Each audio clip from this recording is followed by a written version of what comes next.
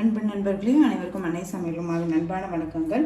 இன்றைக்கி அன்னை சமையலில் பார்க்க போகிறது இட்லி தோசைக்கு சூப்பரான சைட் டிஷ்ஷுங்க.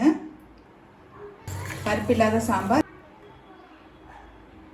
வாங்க எப்படி செய்கிறதுன்னு பார்க்கலாம். 2 தக்காளி, 2 டேபிள் ஸ்பூன் பொட்டுக்கடலை. இப்போ இது ரெண்டுத்தையும் மிக்சியில் நைஸாக அரைச்சிக்கலாங்க. தேவையான அளவு எண்ணெய், 1 டீஸ்பூன் கடுகு, 1/2 டீஸ்பூன் சீரகம், கொஞ்சம் கருவேப்பிலை, கொஞ்சம் பெருங்காயம்,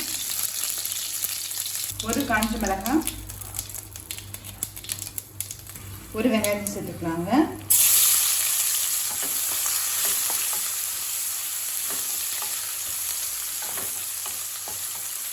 ரெண்டு பச்சை மிளகாய்,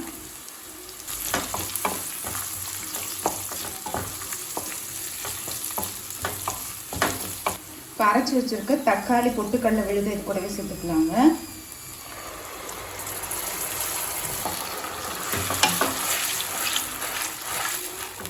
பச்சை வாசனை போக 1 நிமிஷம் வரைக்கும் வதக்கிக்கலாங்க. இப்போ இது கூடவே 2 கப் தண்ணி சேர்த்துக்கலாம்.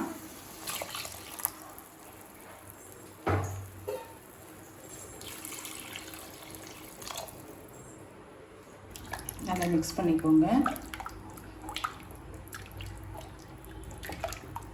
தக்காளி பொட்டுக்கடலை சேர்த்துட்டு நல்லா கொதிக்கட்டுங்க.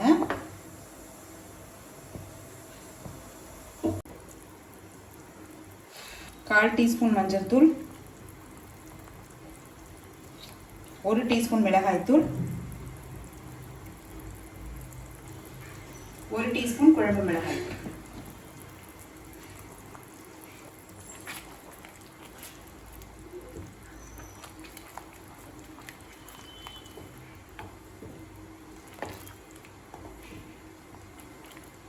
தேவைப்படுச்சுன்னா இன்னும் கொஞ்சம் தண்ணி கூட சேர்த்துக்கலாம்.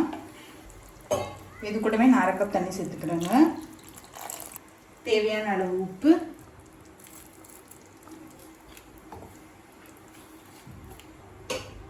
இப்போ இது எல்லாத்தையும் சேர்த்துட்டு ஒரு 2 நிமிஷம் ஸ்லோலே வச்சிடலாம்.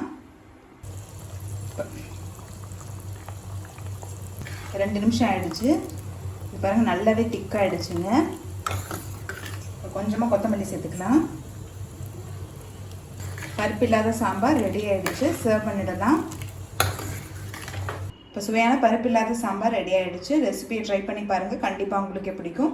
ரெசிபி பிடிச்சிருந்ததுன்னா வீடியோவை லைக் பண்ணுங்கள், கமெண்ட் பண்ணுங்கள், ஷேர் பண்ணுங்கள். இது வரைக்கும் அன்னை சமையல் சேனலை சப்ஸ்கிரைப் பண்ணாதவங்களாக இருந்தால் மறக்காமல் சப்ஸ்கிரைப் பண்ணுங்கள். தேங்க்யூ.